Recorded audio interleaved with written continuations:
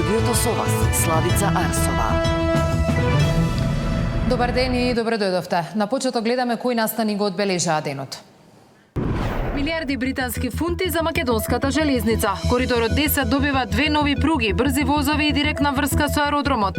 Владата зборува за трансформација, опозицијата предупредува за нетранспарентно задолжување.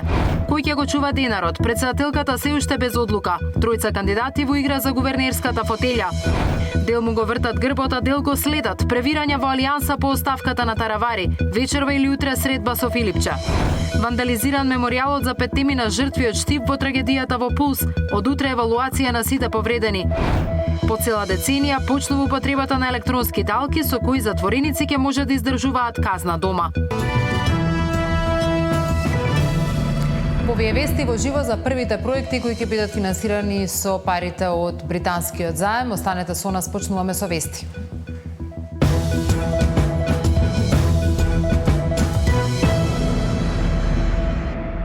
Одлуката на Управниот суд со која се поништи изборот на една уставна судика ќе има влијание врз работата на Уставниот суд. Прва последица ќе биде одложувањето на расправата за законот за јазиците, која требаше да се случи следниот месец. Детали има Зоран Јаневски. Одлуката на Управниот суд за поништување на изборот на уставната судијка Дуковска ја одложи расправата за законот за употреба на јазиците. На неколкучасовен состанок уставните судии заклучиле дека постапувањето на судскиот совет, собранието и управните судови предизвикале правен преседан и го втурнал судот во состојба со која досега се нема соочено. Првите последици ќе ги сноси законот за употреба на јазиците, предмет кој го водеше токму судијката Дуковска. Да се одложи подготвителната седница по предметот за законот за употреба на јазиците, која беше закажана за 19 јуни, од причина што судијата на кој се однесува поништената одлука за избор со пресудата на Управниот суд е судија известител на конкретниот предмет, а дополнително судот има донесено заклучок според кој постапувањето по овој предмет треба да биде во полн состав на судот. За останатите предмети во кои постапувала Дуковска, од уставен велат дека нема да има импликации, бидејќи одлуките на судот биле конечни. Според одлуката на управен, изборот на уставната судијка Дуковска е поништен, бидејќи иако имало тројца кандидати, судскиот совет гласал само за неа. Од управен велат дека со тоа на останатите кандидати им била ускратена можноста за еднаквост при изборот и поддршка преку гласање. Од судскиот совет велат дека штом ја добијат одлуката ќе се разгледа и на седница ќе има нов избор, а предлогот ќе биде испратен до собранието. Министерот за правда вели нема рок за избор на нов уставен судија, но го повика судски да ја повтори постапката. Надлежност за извршување на пресудата на Управниот суд има само собранието, односно во конкретниот случај судскиот совет. Така да должност на судскиот совет е согласно препораките, односно пресудата на Управниот суд, да ја повтори постапката, да ги земе во предвид препораките и да достави нов предлог до собранието.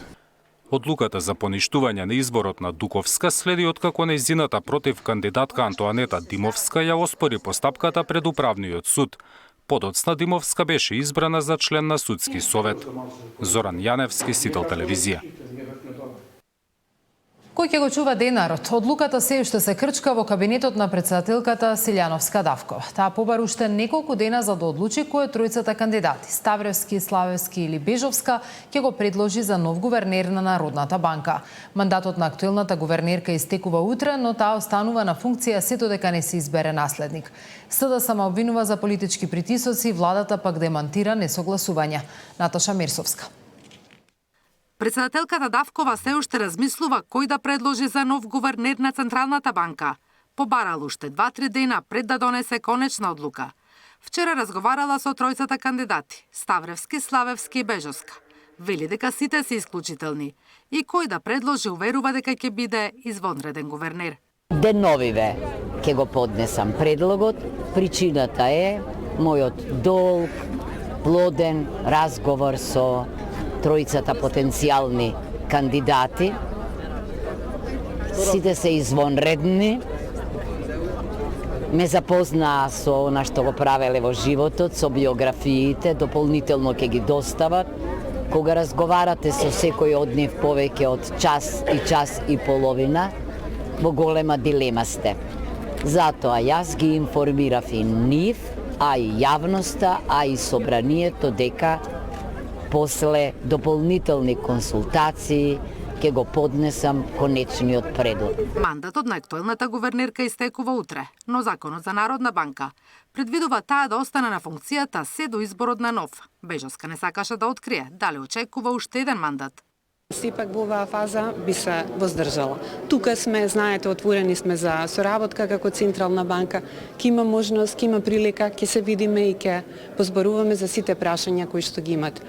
Од одговлекувањето на изборот за клучниот човек која крои монетарната политика за опозицијската СДСМ е доказ дека власта притиска за кандидат од нивната партија. Официјално нема апсолутно никаква информација, тоа што се одолговлекува и тоа што нема никаква досега предлог излезен во јавност е само за мене знак дека има сериозен партиски притисок од страна на ВМРО-ДПМН во селекцијата на предлозите. Премиерот Мицкоски негира дека има несогласувања помеѓу неговиот фаворит и оној на претседателката Давкова. Не сме разговарале за кандидат, сме разговарале за кандидати во множина, така што нема тука несогласување.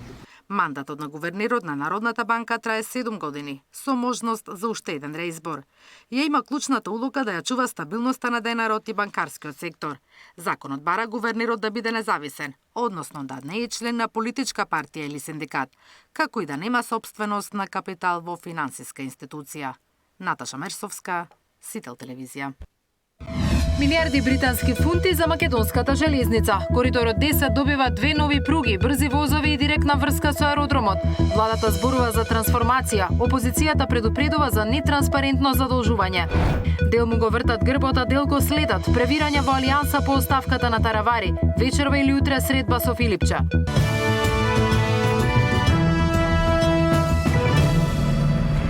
Македонската железница добива нова шанса. Коридорот 10 станува приоритет број 1 за инвестиции од 600 милиарди евра британски капитал. По децении за поставеност државата сака повторно да ја впиша земјава на европската железничка мапа со 2 модерни пруги, брзи возови и врска од Скопје до аеродромот. Почеток на теренски работи се очекува до крајот на годината, а целосната траса треба да биде готова за 5 години.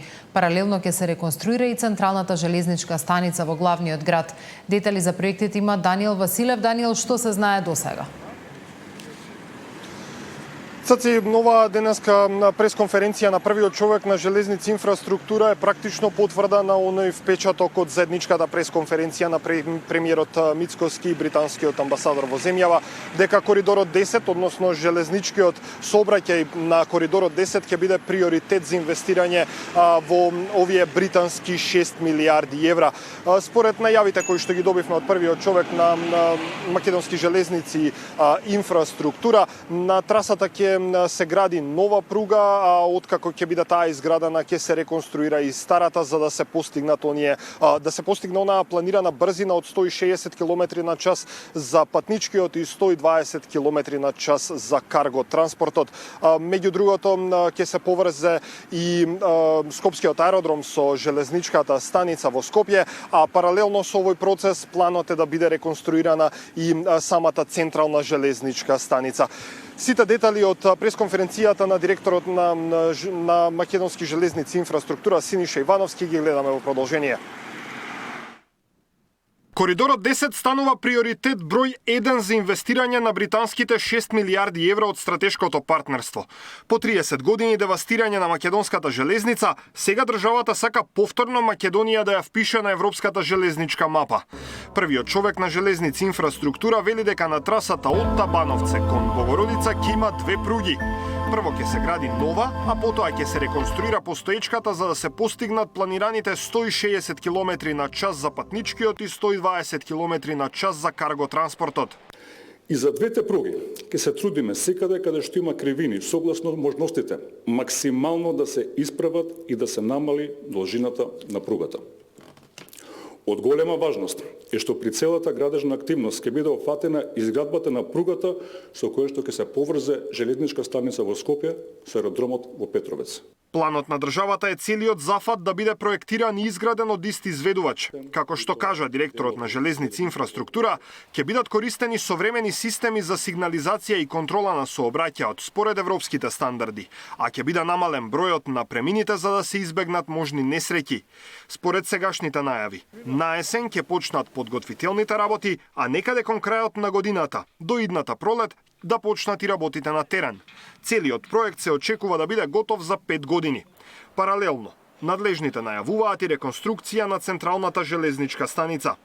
При целосна модернизација и изградба на нова брза пруга, логично е и следствено да се помисли за состојбата на главната железничка станица.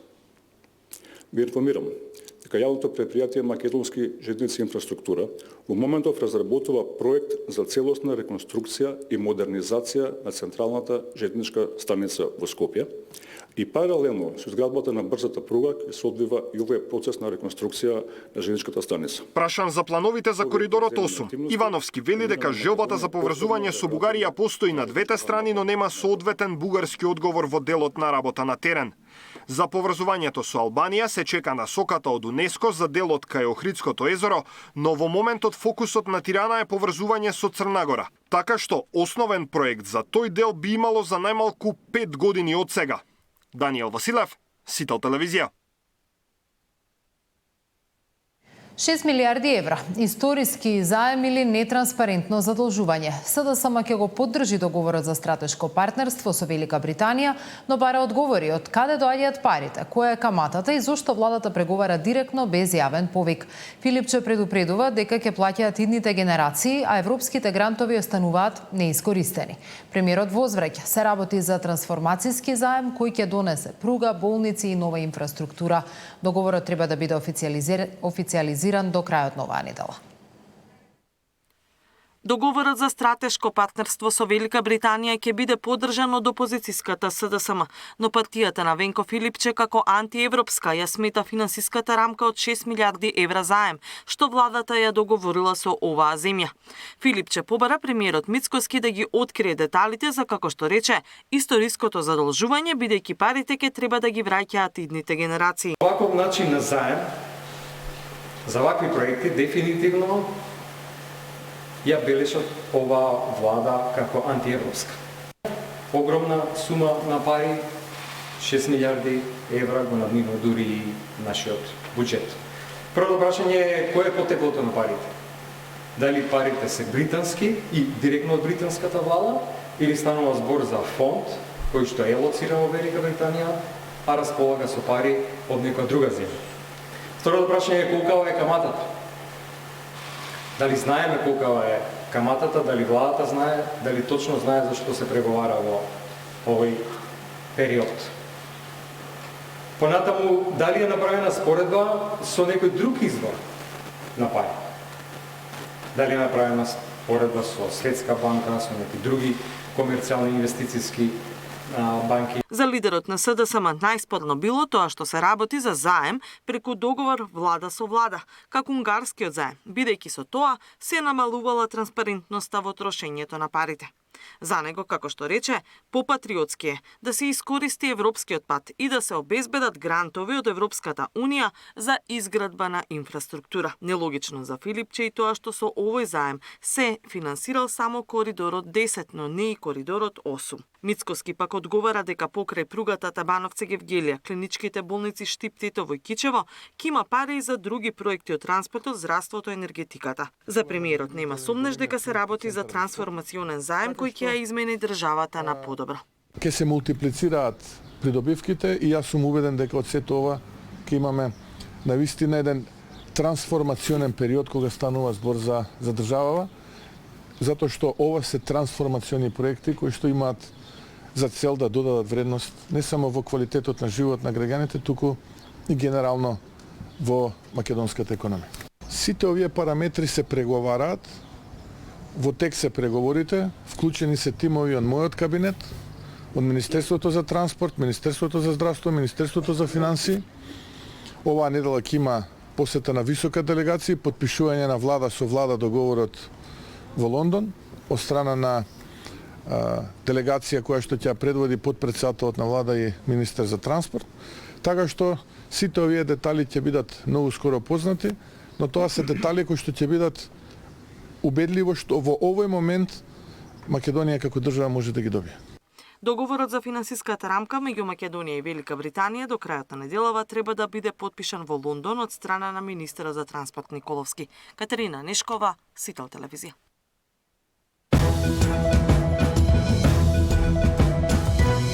Што точно значи стратешкото партнерство на Македонија и Велика Британија? Дали граѓаните ќе почувствуваат придобивки? Што очекува Велика Британија во делот на мигрантите?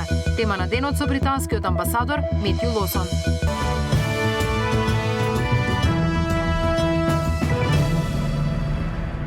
Бројот на пратеници што го поддржуваат владиното мнозинство ке расте, порачуваат премиерот и министерот Муртезани, уверени дека до крајот на неделата ќе има нови имиња зад владата. Од другата страна, Таравари, веќе без вице-премиерот Фетај и еден пратеник, тврди дека не отстапува од патот на промените и најавува мобилизација за локалните избори. Поддршка добија од заменик министерката за одбрана, која денеска поднесе оставка. Дуи го прогласува обединувањето на албанската опозиција против, како што велат, антиалбанската влада. СДСМ пак со резерва гледа на можна соработка со Дуи, но лидерот Филипче очекува одговори на средбата со Таравари, закажана за вечерва или утре.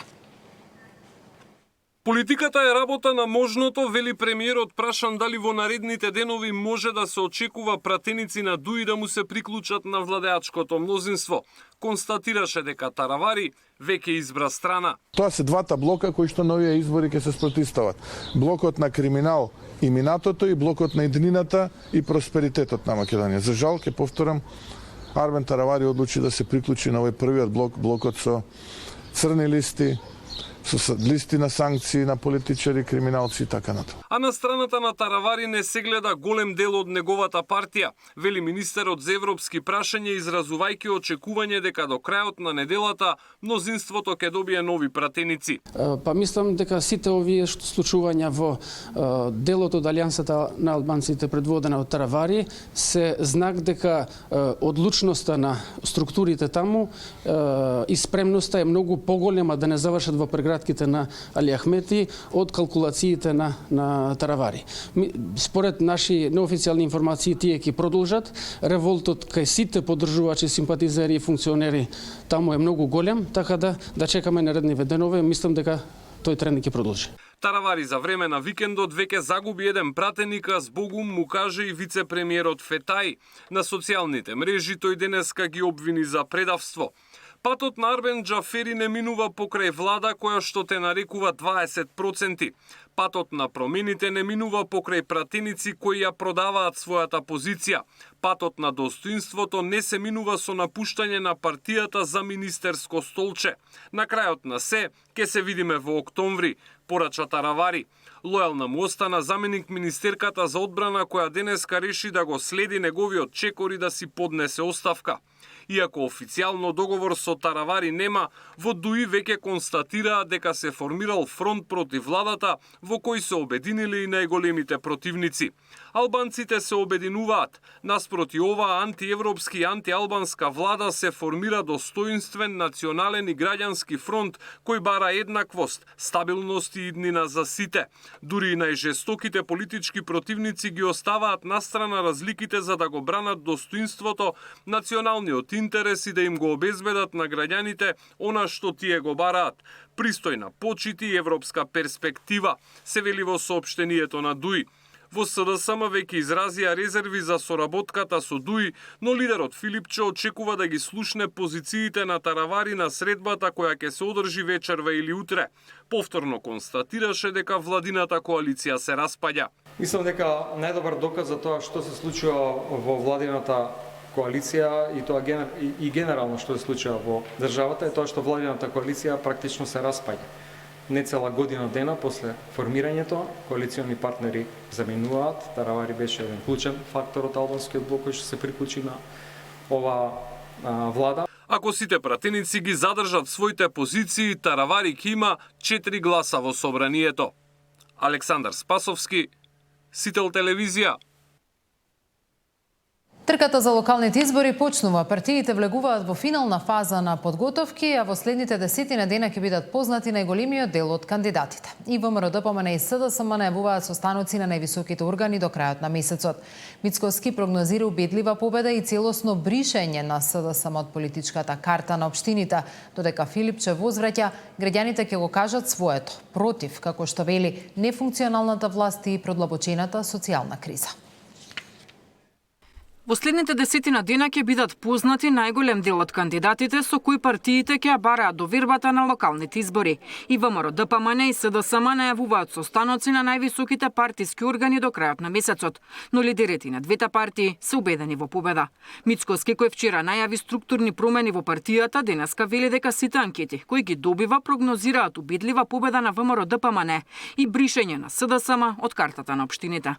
Јас очекувам врз основа на бројките кои што ги добивам убедлива победа на ВМРО ДПМН и коалицијата која што ќе предводи ВМРО ДПМН. На настанот вчера јасен бев и прецизен. Можеби онаму каде што е конкурентен СДСМ се 2 до 3, максимум 4 општини. Иако да бидам искрен, ако вака продолжат неодговорно да се однесуваат, можеби и да немаат освоена општина на следните локални избори. Бидејќи гледам дека тие и малкумина кои што ги поддржуваат, играат на картата на кратко помнење на граѓаните и нормално нихилистичка политика, се што прави ова влада не чини. Па не може се што прави ова влада да не чини. Може да сигурно има некакви добри работи кои што ние правиме. Власта не е свесна за револтот кај граѓаните кои ќе го искажат токму на изборите на есен, му возврати Филипче. Чаурата на власта во која што оваа власт се наоѓа е се потесна. Не се свесни за револтот и гневот кој што луѓето го чувствуваат заради многу работи. Заради платите, заради трошоците, притисокот кој што го прават на фирмите, немањето поврат на ДДВ, револтот кој што се излева на улиците поради настанот и трагедијата во Кочани, во која што загинаа 62 деца. Како ќе биде резултатот на локалните избори, тоа само може да го кажат граѓаните и ќе го кажат во каква Македонија сака да живеат. Дали ваква на периферија на Европа, задолжена до гуша со камати кои што ќе враќаат кој знае колку следни генерации, или просперитетна и европска Македонија. СДСМ веќе го доби првиот сојузник на изборите. НСДП како традиционален долгогодишен партнер и на овие избори останува дел од нивната коалиција по вчерашната седница на Централниот одбор. Промени не се очекуваат ниту во коалицијата од 24 партии, која во моментов ја предводи ВМРО ДПМН. Деспина Тодоровска, Сител телевизија. Вандализиран меморијалот за 5 на жртви од штип во трагедијата во Пулс. Од утре евалуација на сите повредени. По цела деценија почнува употребата на електронски талки со кои затвореници ќе може да издржуваат казна дома.